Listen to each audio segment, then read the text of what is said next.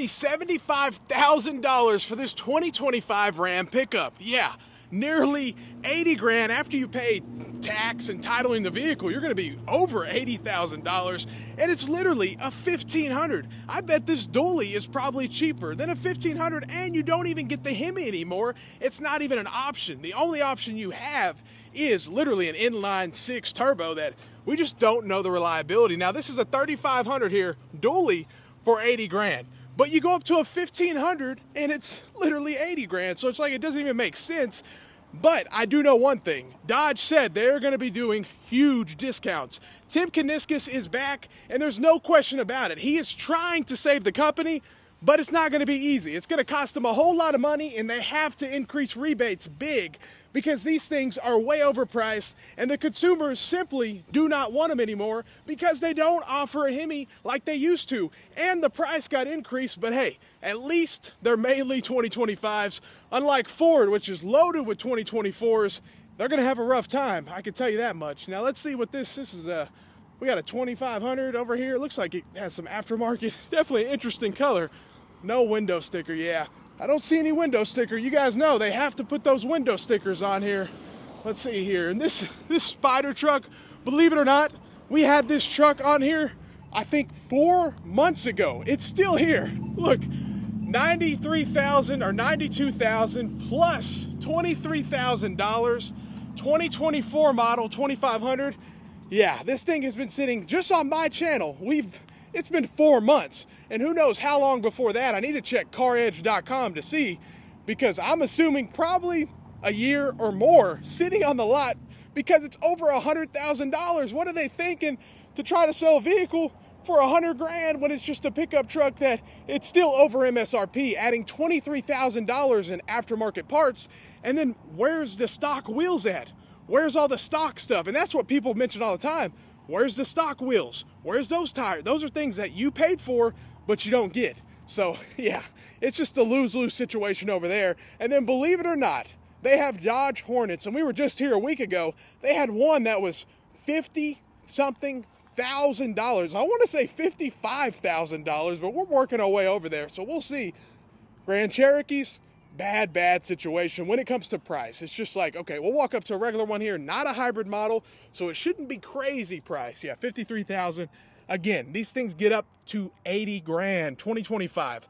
At least Stellantis is controlling their inventory, but they have a lot of issues because they simply cannot sell this inventory. Even though 2025s, they've probably been on the lot for some time as well. That's the thing that a lot of these manufacturers, a lot of people don't get, is manufacturers are normally ahead. So if it's 2024, a lot of times 2025s are being pumped out. And then mid-2025, 2026s are going to get pumped out. Let's see what we got. 48,000 for this one. Wow, I was expecting to see a lot more. 2025 model. It almost seems like they did lower the price a little bit on these, but it's kind of what's to be expected. It's what they need to do to sell these things because they're so overpriced for what they are. And still, when you go to buy one, you're going to lose so much money in resale value. And then you have the Gladiator, which was a great vehicle. People loved when it first got announced. And then they saw the window sticker and they were like, okay, 37? No. After they add all the stuff, yeah, $57,000 for this 2024 Jeep Gladiator.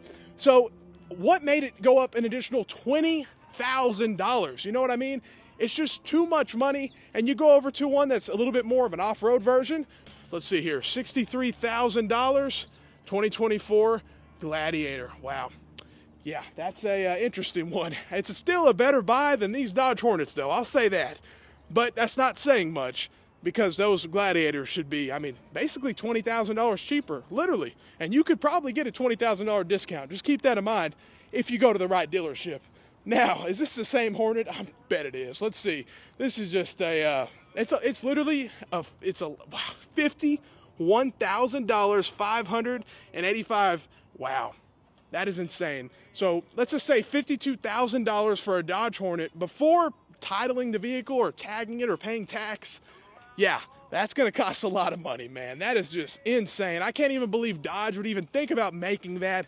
It doesn't even make sense, to be honest. And they're going to have so many issues in the future when it comes to tariffs and all that if the vehicle's not made in America, or who knows what's going to happen with that situation. So it's going to be an interesting year. It really is. And this dealership, that's their little fleet section over there. You see those few cargo vans, nothing special. They just don't have that many. And we don't talk about Chrysler that much, but we might as well check one out. I think this got rated one of the least reliable vehicles on the market, but I think it was the hybrid version, but still, definitely not a reliable $55,000 for a Chrysler Pacifica. But it is a 2025, surprising. I thought it was going to be like a 23 sitting here. But yeah, so not cheap.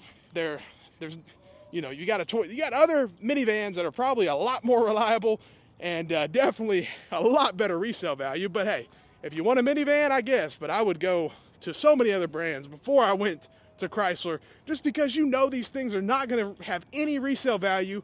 You know they're going to have issues after issues, and that's the problem when you buy a Dodge, Jeep, and Ram product, especially over the last few years.